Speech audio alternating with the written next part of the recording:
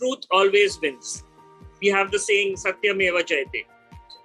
So I said, come what may, I am going to speak the truth. I am going to be true to myself and others, and I will fight my battle my way with honesty and truthfulness. And that's why I took this step of coming out and telling the world that, yes, I am gay and I'm proud of it.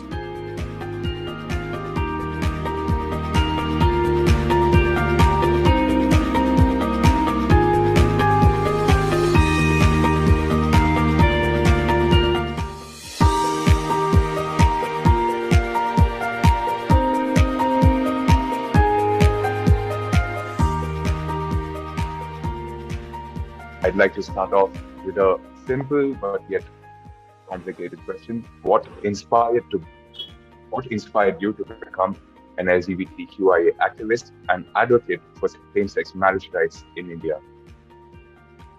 So I think I grew up in India. I'm of course proud to be an Indian person, but all throughout my journey, I've seen there is a lot of hypocrisy in our society. People are not willing to accept the truth, and we always want to shy away from truth. We want to live in this fake world, and we want to live a life of lie. The double standards. And I have been a person always who wanted to be honest to myself and honest to others.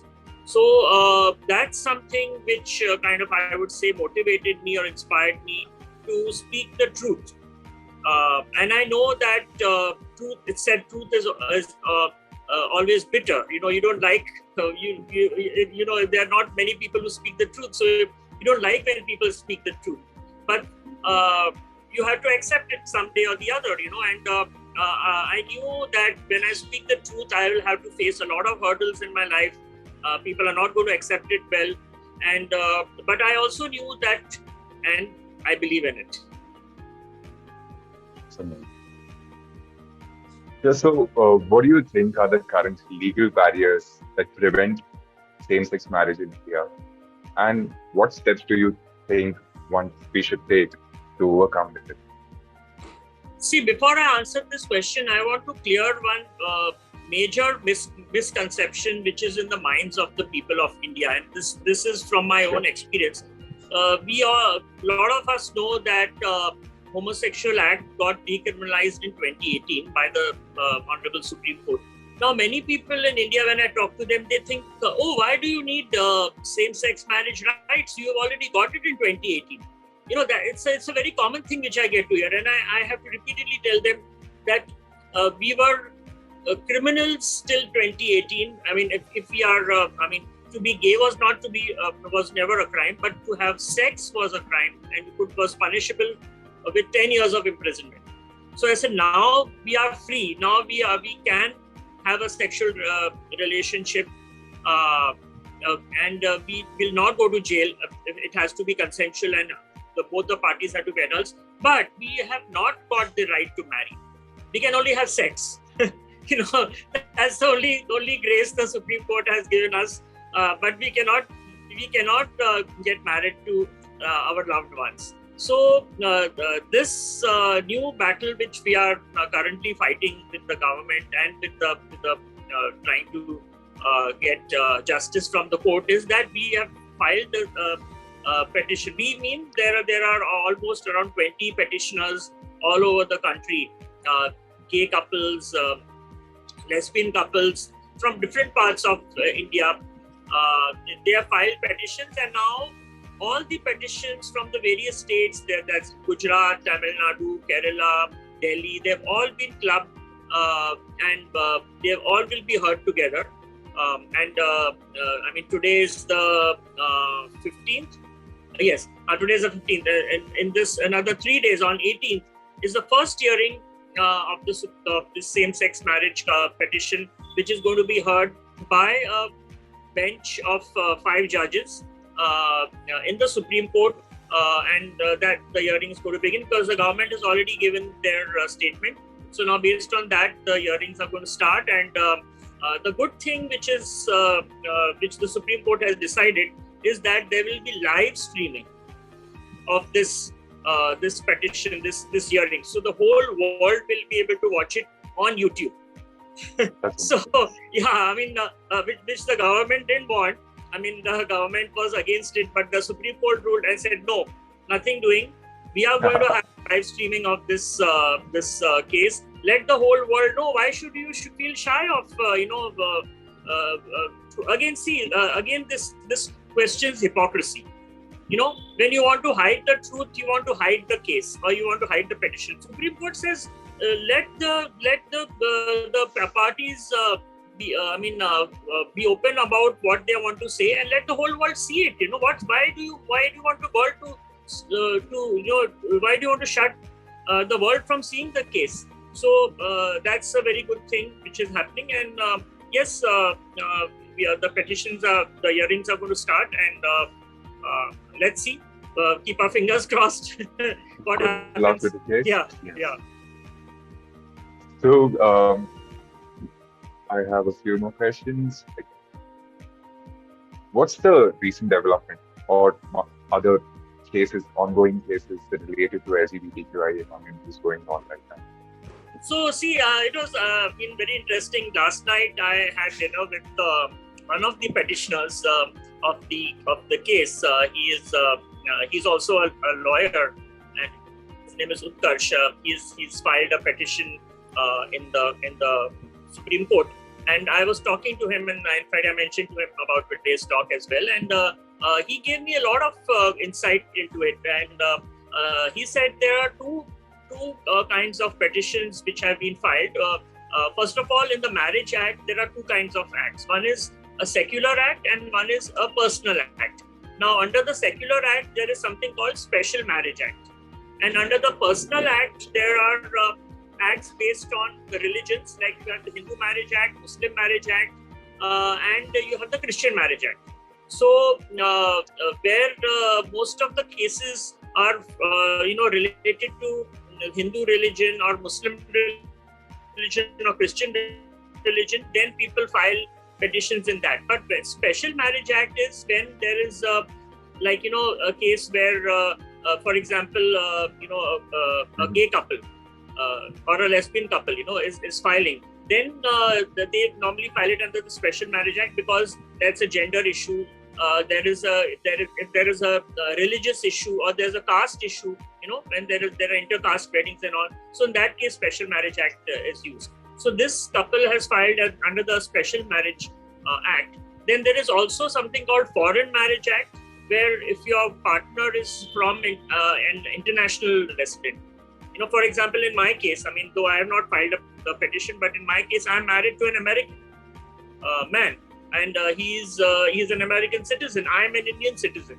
So in that scenario, you can file a petition in the Foreign Marriage Act seeking justice that one's partner gets the rights in our home country as well as he's enjoying or we are enjoying in the foreign country. So these are the different acts in which these petitions have been filed, and that's how the court is going to listen to them. So other than you already told us about how it's impacting your personal life, how is it for other individuals? Like, how closeted they have to be because of this? Sorry, can you repeat the question? Yeah, I just wanted to ask how closeted other people from the community have to be because of this. Could you share some more personal experiences?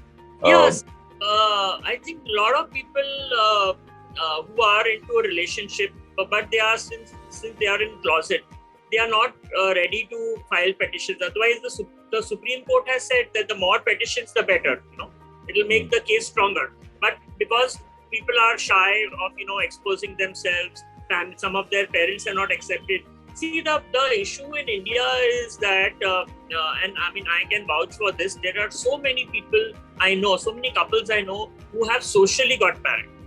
They're living together for last so many years. I know a couple who have been living together for last 33 years. And they're having a very good bond. I think, sorry to say this for the heterosexuals listening to me, but we people have a stronger bonding and a stronger relationship when it comes to being together. How many heterosexual marriages today are lasting? You see the divorce rates, they're alarming. They're rising. How many couple, and more than that, husband and wives in a heterosexual relationship mostly are living, pretending to be living happy. For the sake of the society and for their in-laws, and we are the happiest married couple. And I know how happy they are. There is so much of domestic violence happening at home, but at least we people don't pretend. We say that and we do that. So socially, a lot of people have got married, but there is no legal status to our marriage. And people ask me, why do you guys need same-sex marriage to be legalized in India? I said, come on, you guys are married. That doesn't mean that we don't get the right to get married. It's a right.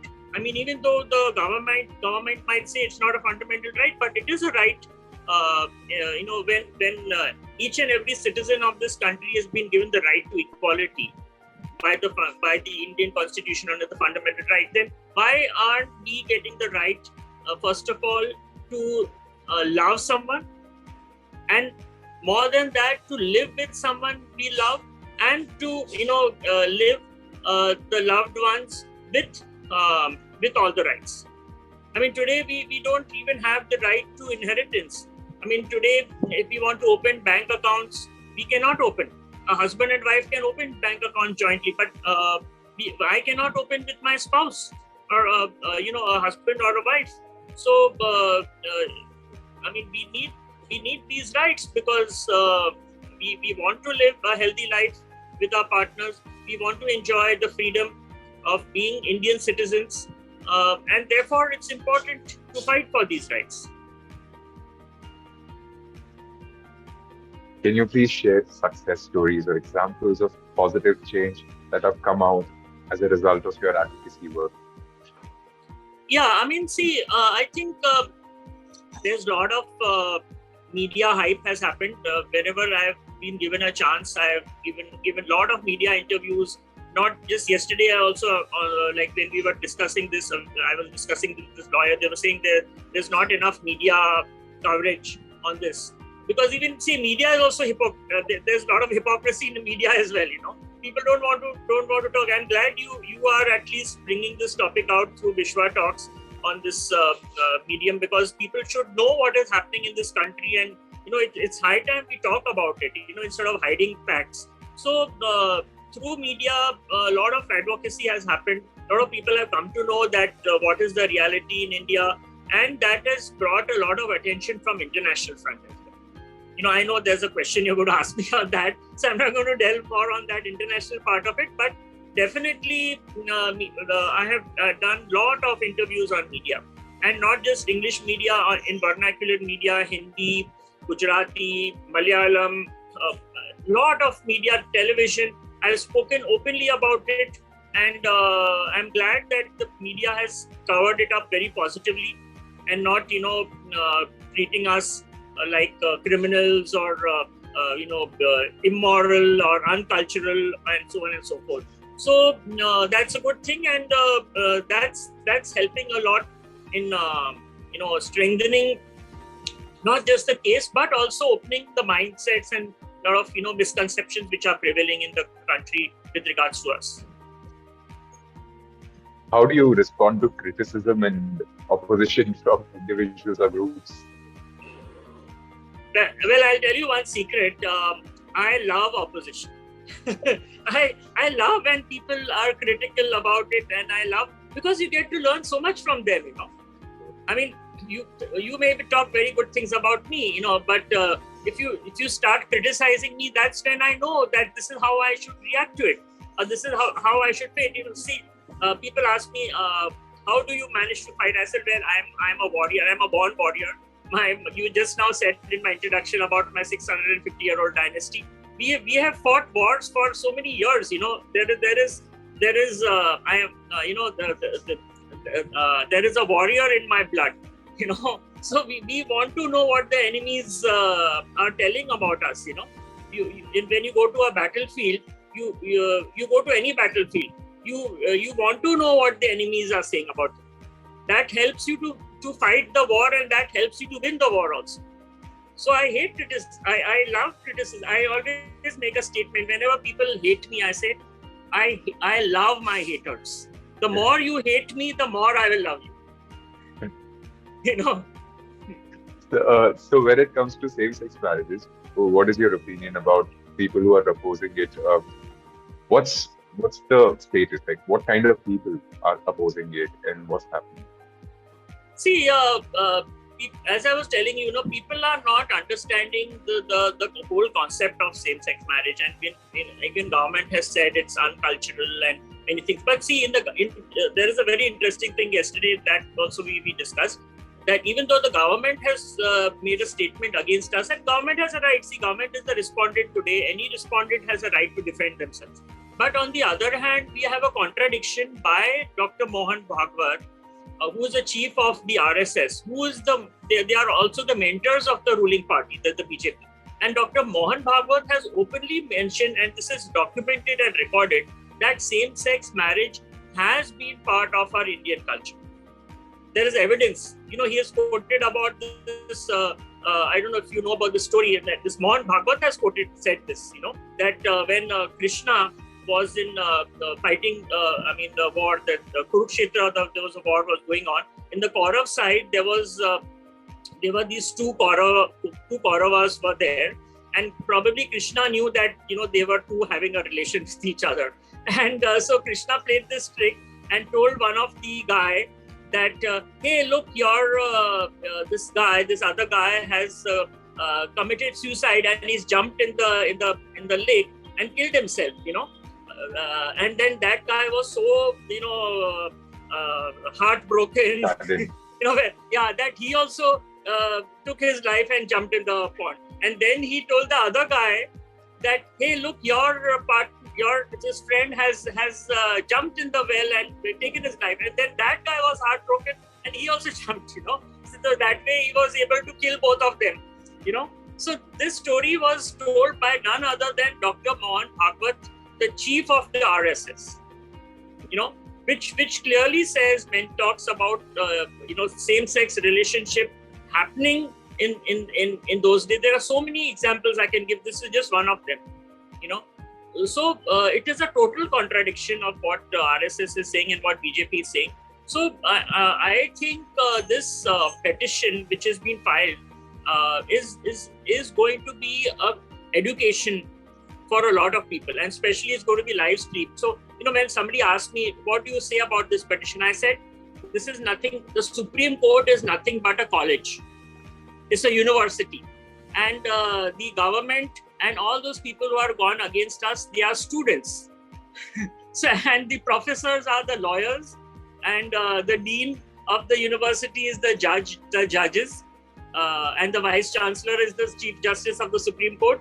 So it is going to be an education. You think of it as a university where you come to do a course, and this petition is going to be a real education for all those people who think wrong about us.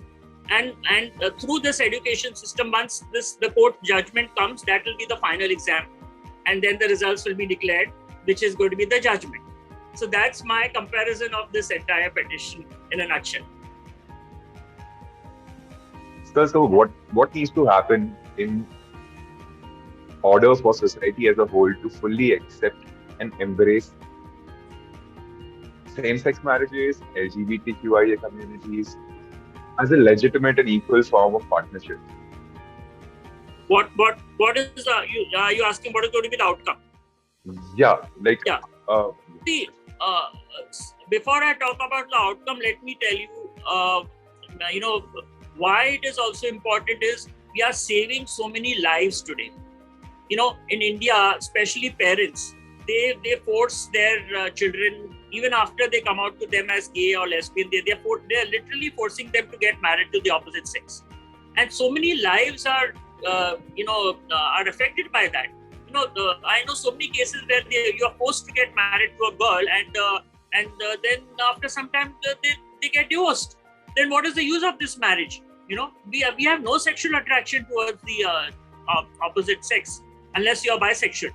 So why do you need to force these children? And once this becomes legal, parents will also understand that yes, their children are gay. They have right to choose their partner. They are right to get married to their partners, and instead of forcing them to get. So that is one thing which I am thinking, which is going to be a huge benefit to the entire society.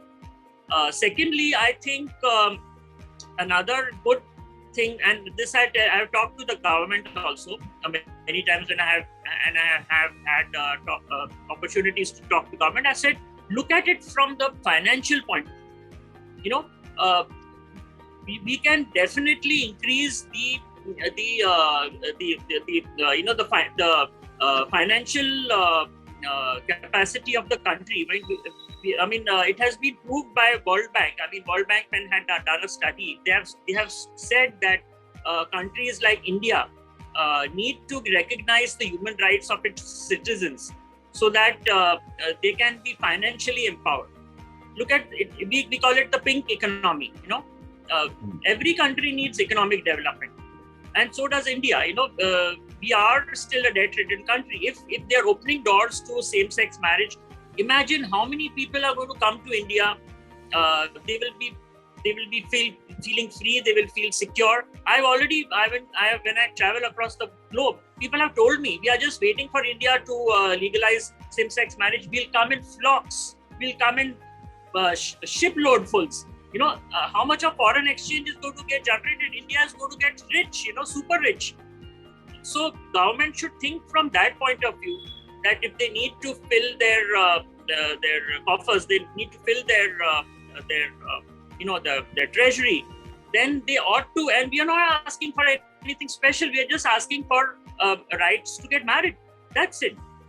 So definitely there is a lot of benefits in this getting the same-sex marriage equalized.